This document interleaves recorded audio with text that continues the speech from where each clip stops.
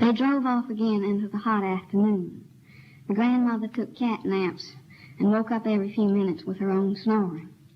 Outside of Toomsboro, she woke up and recalled an old plantation that she had visited in this neighborhood once when she was a young lady.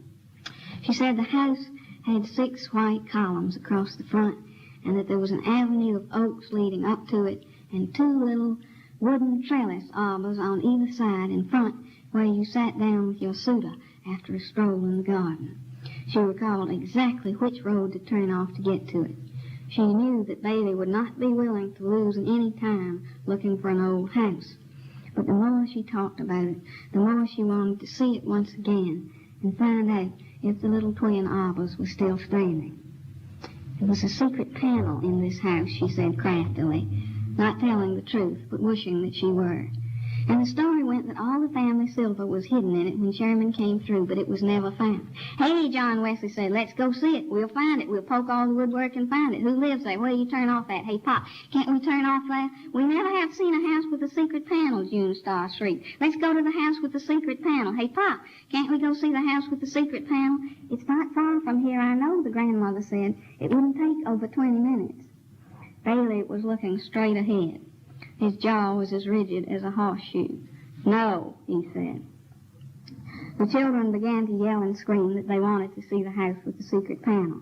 John Wesley kicked the back of the front seat, and June Starr hung over her mother's shoulder and whined desperately into her ear that they never had any fun, even on their vacation, that they could never do what they wanted to do. The baby began to scream, and John Wesley kicked the back of the seat so hard that his father could feel the blows in his kidney. All right, he shouted, and drew the car to a stop at the side of the road. Will you all shut up? Will you all just shut up for 1 second? If you don't shut up, we won't go anywhere. It would be very educational for them, the grandmother murmured. All right, Bailey said, but get this. This is the only time we're going to stop for anything like this. This is the one and only time. The dirt road that you have to turn down is about a mile back, the grandmother directed. I marked it when we passed. A dirt road, Bailey groaned. After they had turned around and were headed toward the dirt road, the grandmother recalled other points about the house, the beautiful glass over the front doorway and the candle lamp in the hall. John Wesley said that the secret panel was probably in the fireplace. You can't go inside this house, Bailey said. You don't know who lives there. While you all talk to the people in front, I'll run around and get in the window, John Wesley suggested. We'll all stay in the car, his mother said. They turned onto the dirt road, and the car raced roughly along in a swirl of pink dust. The grandmother recalled the times when there were no paved roads, and 30 miles was a day's journey. The dirt road was hilly, and there were sudden washes in it and sharp curves on dangerous embankments. All at once they would be on a hill, looking down over the blue tops of trees for miles around. Then the next minute they would be in a red depression with the dust-coated trees looking down on them.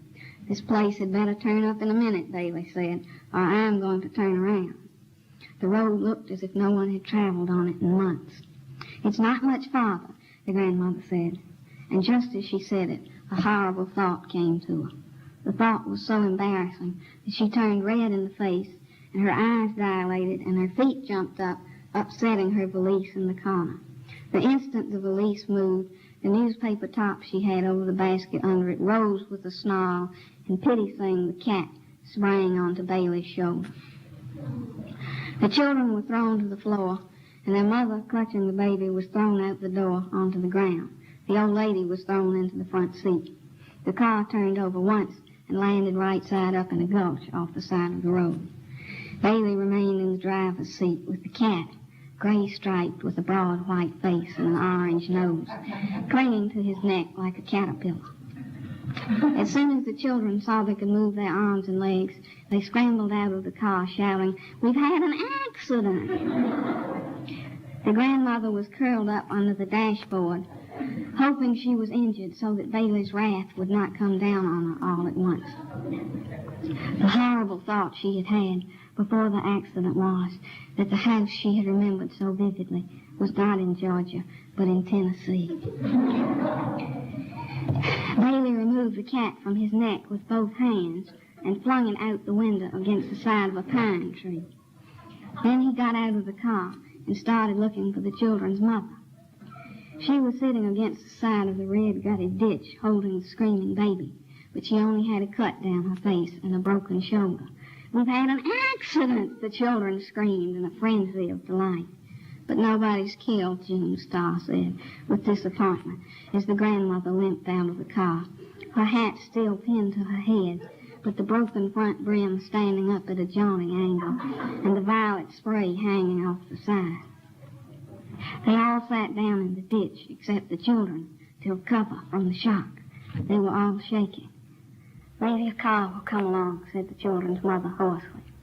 "I believe I've injured an orphan," said the grandmother, pressing her side. But no one answered her. Bailey's teeth were clattering. He had on a yellow sports shirt with bright blue parrots designed in it, and his face was as yellow as the shirt. The grandmother decided that she would not mention that the house was in Tennessee. The road was about 10 feet above, and they could see only the tops of trees on the other side of it. Behind the ditch they were sitting in, there were more woods, tall and dark and deep. In a few minutes, they saw a car some distance away on top of a hill, coming slowly, as if the occupants were watching them. The grandmother stood up and waved both arms dramatically to attract their attention. The car continued to come on slowly, disappeared around a bend, and appeared again, moving even slower, on top of the hill they had gone over. It was a big, black, battered, hearse-like automobile. There were 3 men in it. It came to a stop just over them, and for some minutes the driver looked down with a steady, expressionless gaze to where he was sitting and didn't speak. Then he turned his head and muttered something to the other 2, and they got out. One was a fat boy in black trousers and a red sweatshirt with a silver stallion embossed on the front of it.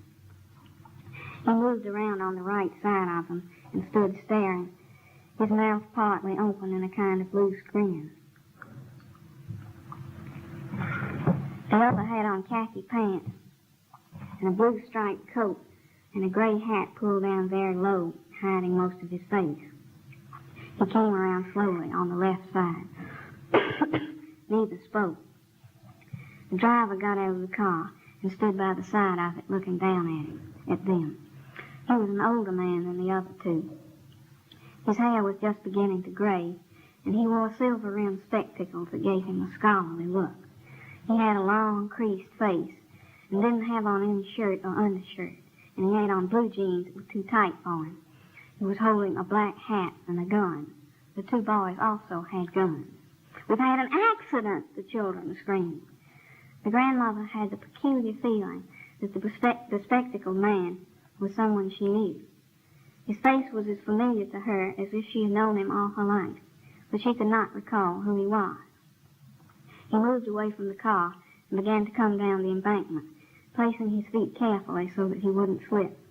He had on tan and white shoes and no socks, and his ankles were red and thin.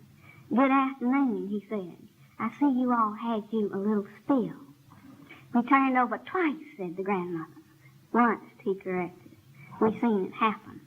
"Try that car and see will it run, Hiram," he said quietly to the boy with the gray hat.